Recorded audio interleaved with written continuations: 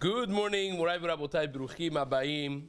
We are continuing on Masechet Succah, and we are on the bottom of Daf Hey Amud Bet, 6 lines up from the bottom of the Amud. Today's Amud is being learned as a Zchut Ruf'ah Shelema for Esther Bracha Bat Chaya, the girl in our community that needs our tefillot. Be'ezrat Hashem should have full recovery, Ruf'ah Shelema. Amen. Amen. Also has been dedicated for Ruf'ah Shelema, Rachel Simcha Bat Nahid, that should have Ruf'ah Shelema, full recovery. Amen. This month's learning of the community has been dedicated graciously by the Shea family, Dayan family, Kohen family. Should be an ultimate zchut for all their mishpachot, Be'ezrat Hashem. Amen. So we started a discussion of different shiurim in Sukkah. We went through the three-way machloket Amoraim of why a Sukkah taller than 20 amot is pasul. We also went through an amud and half of Gemara discussing where do we know that the Sukkah that's lower than 10 tefachim is pasul. Now 10 tefachim, according to the Chazon Ish, which is the larger shiur, would be around 39 inches. It's a pretty low level Sukkah. And we had different psukim. At the end, we mentioned that according to Rabbi Meir, we have a source from it from Bet Olamim, from the Bet HaMikdash, in contrast with the Mishkan, because it is from the Bet HaMikdash of Shlomo HaMelech that we see that the kruvim that he made in the Kodesh HaKodashim were 1/3 of the height of the entire structure of the Kodesh HaKodashim, which would be 10 amot, each one of the kruvim, which would say to us that the kruvim inside the Mishkan, on top of the kaporet, also were standing on the height of 1/3. Now 1/3 of the Mishkan would be 20 tefachim high. Now 20 tefachim high, which would mean the Aron plus the kruvim would be 20 tefachim high, which would make the kruvim and their wings spread over an area of 10 tefachim, because the Aron itself plus the kaporet was 9 plus 1 was 10 tefachim. So you have 10 tefachim on top of that. Now you know that Sukkah, because it's sochachim bekanfehem, it's the language of Sukkah. So now you know that the minimum amount of Sukkah to the ground, the schach to the ground, has to be 10 tefachim. That's the ra'ayah that we brought from the Bet HaMikdash plus the Mishkan, according to Rabbi Meir. And the Gemara sticks with that. But with the Rabbi Yehuda, that doesn't work, because Rabbi Yehuda holds that the tefachim and the amot of the kelim of the Mishkan is different, whereas the structure, the amot are amot benoniot of 6 tefachim and amma. That meant every amma of the Mishkan is a regular 6 tefachim amma, but the amat hakelim, when we talk about measurements of the vessels, that is less, is 5 tefachim per amma. So according to that, when you talk about 10 tefachim of the Aron and the kaporet, is not going to be any longer 10 tefachim, because the Torah doesn't talk about tefachim. It says an amma and a half height. An amma and a half, if every amma is 5, is 7.5, plus 1 tefach of kaporet is 8.5. So you still have to reach it to 20 tefachim, and it will be 11.5. So we got stuck with that, and Mara said, Enachinami, you're correct. According to Rabbi Yehuda, we don't have a source in the Torah that the minimum measurement of a sukkah in 2024 has to be 10 tefachim. But it is halacha Moshe Misinai, something Moshe Rabbeinu taught as a oral Torah, as a Torah shbal peh, and that's how we have the measurements. Now, once we introduce that, then what goes on, one of the most fundamental, basic rules that you need to know throughout Shas, and that's the line that the Gemara says, well, all of these things are halacha Moshe Misinai. Take a look, it says, the Amar 8 lines up from the thing. We're going 2 lines back to read the whole thing. The Amar Rabbi Chia bar Ashi. Rabbi Chia, the son of Rabbi Ashi, said in the name of Rav, Shiurin, Chatzitzin, Umechitzin, those 3 areas. Measurements, Chatzisas, which means if you're going to mikveh, not having any barrier between your body and the water of the mikveh, and Mechitzin, that means the rules and laws of walls and dividers and measurements of which is going to be all Halakha Moshe Misinai. They're all measurements given by Hashem to Moshe Rabbeinu when the Torah was given. These were additional information as a directive that came from HaKadosh Baruch Hu. Fine. So says the Gemara, Shiurin Deoraita Ninhu. Gemara right away jumps at this, attacking it. It says, what, Shiurin Halakha Moshe Misinai? We learn the shiurim from the Chumash, from a drasha in the pasuk. Anything that you learn from a drasha in the pasuk, it is not Halakha Moshe Misinai. It is one of the ways that the Torah is learned. The Torah says something, you darshan it, that's a drasha. That's not Halakha Moshe Misinai, that's considered Doraita. So I will bring you a braita that shows you that all the shiurim of the Torah are mentioned actually in the pasuk. And not in some random pasuk, the pasuk that everybody knows about, the measurements that are 7 species that Eretz Yisrael has been praised through those 7 species. So says the Gemara, Shiurin Doraita Ninu. It's not Halakha Moshe Misinai, the Shiurin is Doraita. Dichtiv, as the pasuk says, Eretz Chitaus Ora, Vegefen Ut Ena Verimon, the land of these 5 items, and plus Eretz Shemen Udvash, there will be olives and dates. So that's a total of 7. Chitaus Ora is the wheat and barley. Geffen is grapes. Te'ena is figs. Rimon is pomegranates. And then you have olives and dates added. So those 7 species are species that Eretz Yisrael has been praised by. Ve'amar Rab Chanin, and Rab Chanin said, Kol ha'pasuk hazeh, the entirety of this pasuk, le'shiurin ne'emar, is said in the Torah for teaching us the shiurim. How so? Let's go through it. Chita lebayit hamenuga. Now, for some of these things, we need a little preface, and we'll go through it one by one. Chita, a wheat is mentioned for the shiur of Bayit Hamenuga. What does that mean? So let me explain this. By sarat of the house, right? You have sarat of body, sarat of begadim, and sarat of house. So we loosely translate leprosy. If a house has a nega sarat, when you come to the house, the pasuk says, you become tameh. Kol habayla bayit itmadar, right? If you enter the house, literally entering the house, makes you tameh, right? Then a different pasuk says, "V'ashochev babayit yirchas begadav, v'ha'ochel babayit yirchas begadav." If you sleep in that house, you have to wash your garments. If you eat in that house, you have to wash your garments. That means your garments become tameh. So what's the perush? Well, I thought as soon as you enter, you're tameh. If as soon as you enter your tameh, for instance, when you go to a house that there is corpse in the house, everything becomes tameh, right? Immediately, as soon as you're under the ceiling, the ohel, hamet, you become tameh. So here, you're telling me that as soon as you come in, you become tameh. Then you tell me, if you eat in the house, your begadim become tameh. If you sleep in the house, your begadim become tameh. Your garment. So what's the pshat? And the Gemara is going to say there are 2 levels of tum'ah when you talk about bayit hamenuga, when you talk about a house with leprosy.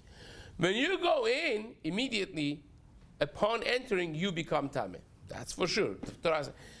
But your garments that you have on you, your ring, your necklace, your suit, your shoes, that does not become tameh immediately. Does not. But if you wait in that house, the amount of time that it takes to eat, which it says ha'ochel babayit, to eat a certain amount of seudah, which is considered a seudah of a person, then your garments also become tameh. So it's a time lapse that you have to stay in the house, whether you sleep or you eat. It's the time of eating a seudah, and hence you become tameh, and your garments will become tameh. Now, this shiur has to do with wheat, as we'll see in just a moment. Let's go through it. Itnan, as we learned in the Mishnah, Hanichnas lebayit hamenuga, a person that enters a house that has sarat, vekelav al ketefav, and his garments are not on him, but he's carrying them. He has his shoes around his neck, right? He has his jacket, he's hanging on his finger. He's not wearing them, but he's carrying them. So says the Mishnah, in Chulin, and he's holding his shoes in his hands and his rings in his hand, but not on his finger. Him and anything that he's carrying with him become tameh immediately. Upon entrance, he becomes tameh. Anything that he's carrying with him becomes tameh as well.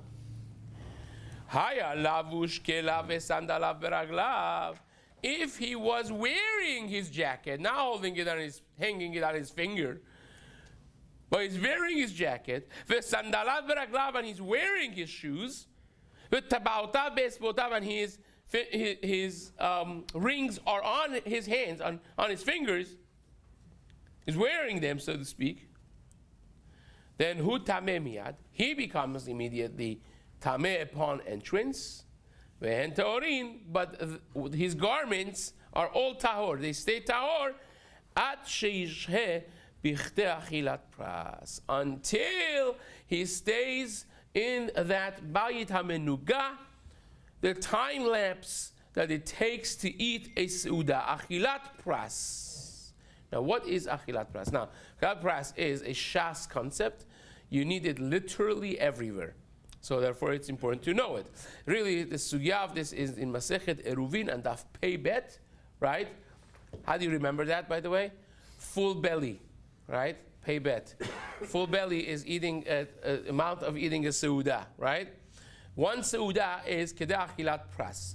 Now, what is pras? Pras means a broken piece, half, because a full loaf would be the shiur mazon shte seudot. It would be the shiur of 2 seudas, a loaf that they had. Now it's machloket tanaim in Masechet Eruvin there and Pebet. What exactly is the size of a loaf? Rabbi Shimon says, right? Rabbi Shimon says that's 8 bitzas, 8 volumes of egg, right? A bitzah is an egg. 8 of those is 1 loaf of bread, right? Which would mean that achilat pras is a bread in the volume of 4 eggs, right? And that's what Rashi paskins there, right? Rashi paskins, the achilat pras is the time lapse that it takes to eat a loaf of bread, the volume of 4 eggs. Other Tanaim hold that is no, it's 6, not 8, 6, which would make achilat pras the time lapse of eating a challah, a bread, volume of 3 eggs. And Rambam paskins like that. How do you remember which one is Rambam, which one is Rashi, by the way? It's opposite. Rashi is how many letters? 3, right? The 3 holds 4, the 4, Rambam is 4 letters, holds 3, right? That's how, the Gemara says this, by the way. The Gemara says, in Masechet Eruvin, Daf Nun Dalet, the Gemara says, you have to learn things with simanim.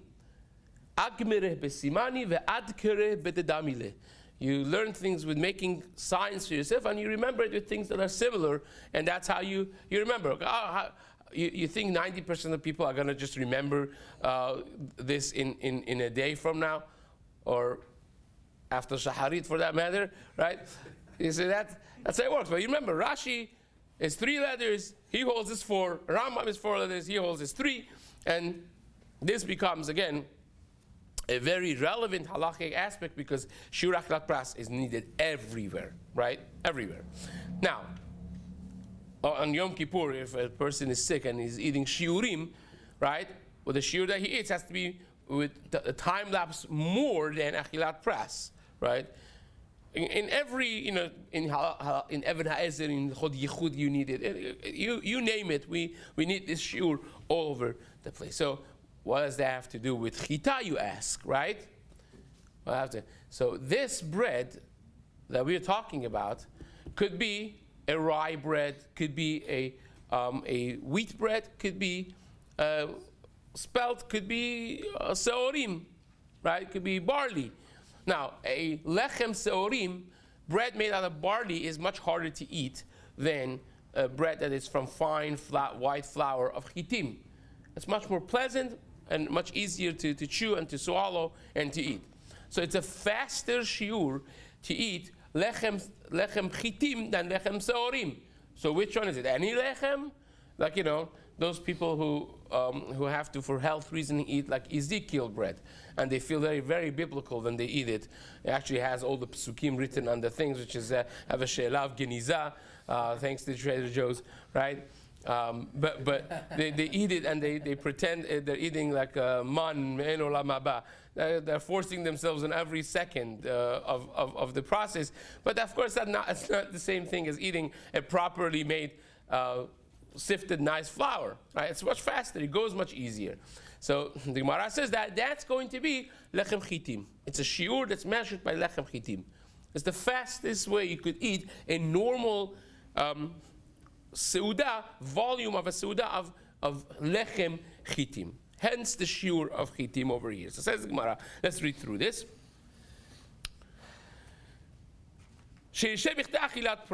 Pat chitin. It has to be the amount of time that it takes to eat a half a loaf of bread, which is either 3 or 4 egg volumes worth of bread. Which type of bread? Pat chitin. A bread made out of flour of wheat flour. Velo pat seorin, and not barley flour. And it says the Gemara, meseh ve'ochel beliftan. And we're talking about the person that is setting himself up for eating. He's laying on his left side, kashang. He's eating properly, not someone that is interrupted every other second by a phone call, standing or trying to do other things, and on the side he's eating. He's sitting to eat. He's eating properly. He's not schmoozing in the middle. And he's also using a dip. When you have a dip, it's wet. It's, again, it chews easier. It helps the eating process. It's faster. It goes easier, right? That's the shiur of kedei achilat pras.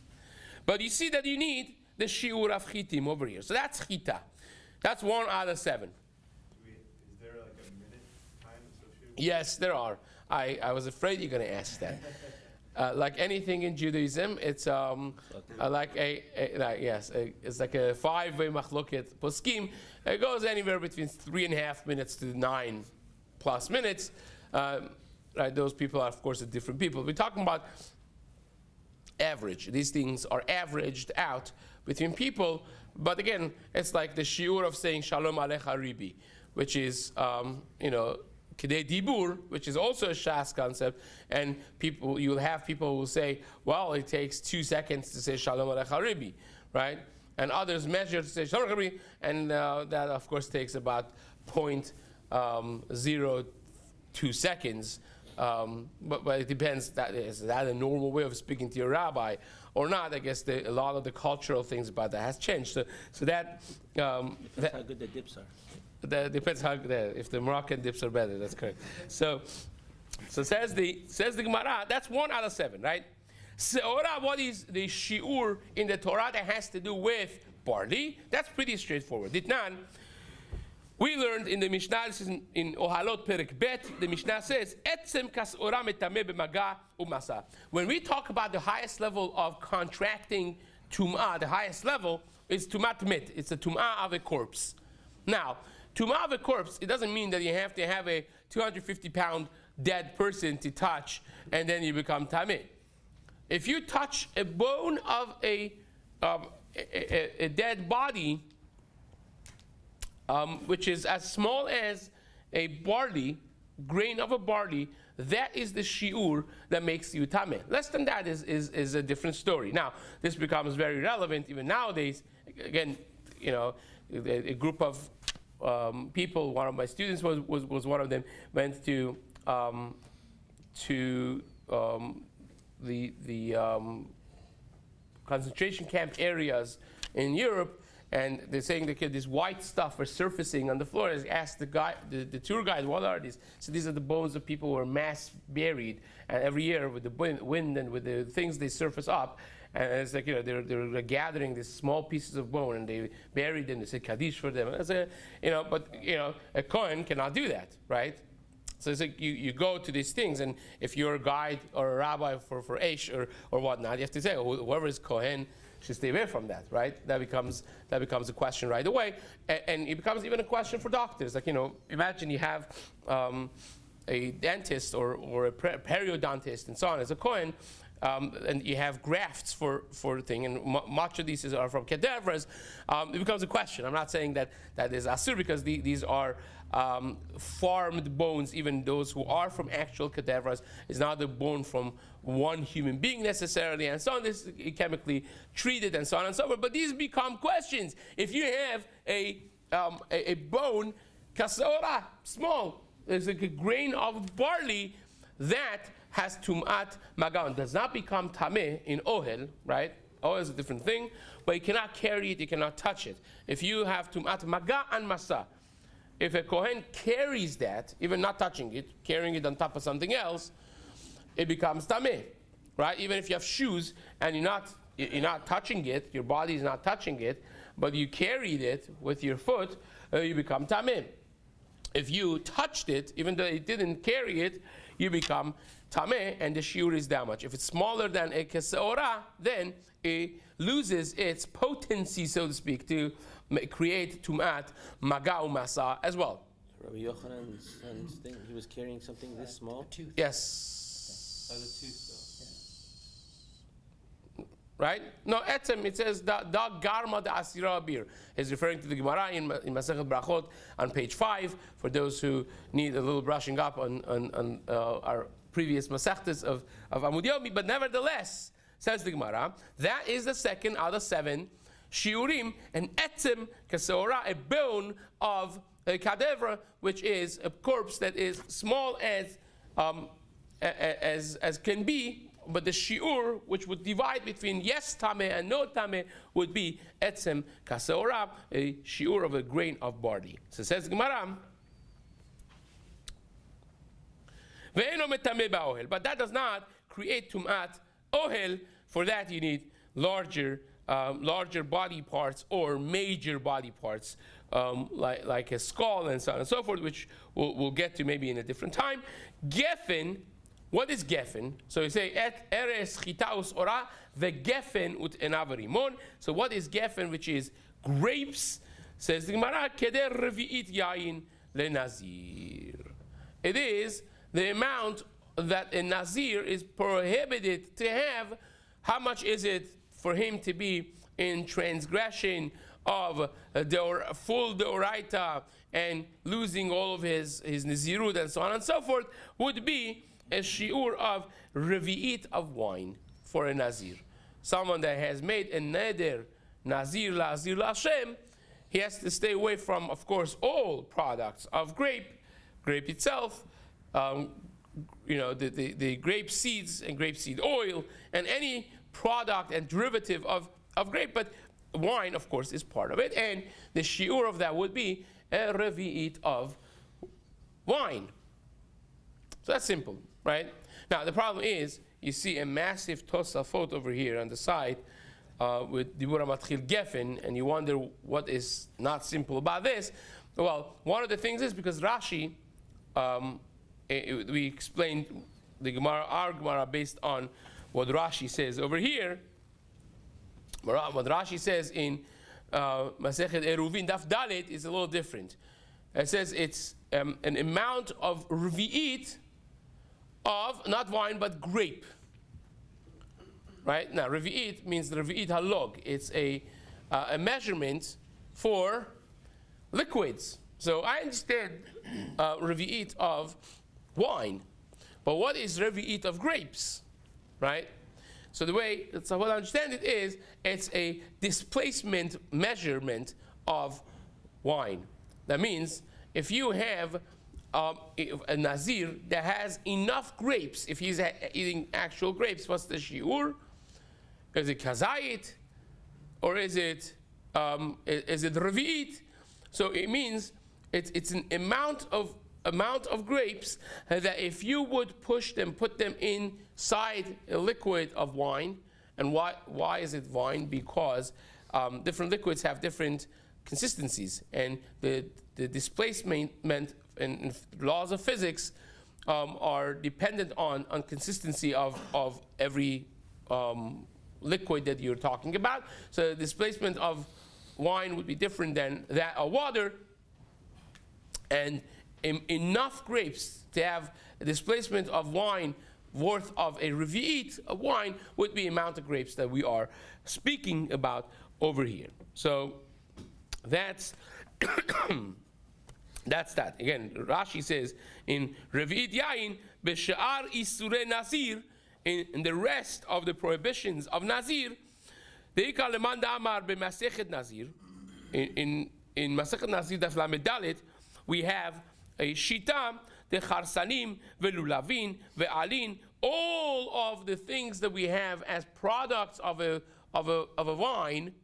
You know, even if you have the leaves and the lulavim, which is the wine trees have tentacles, so to speak, that they grab on anything to crawl on and grow on and go up. Even those are all asur for him to have.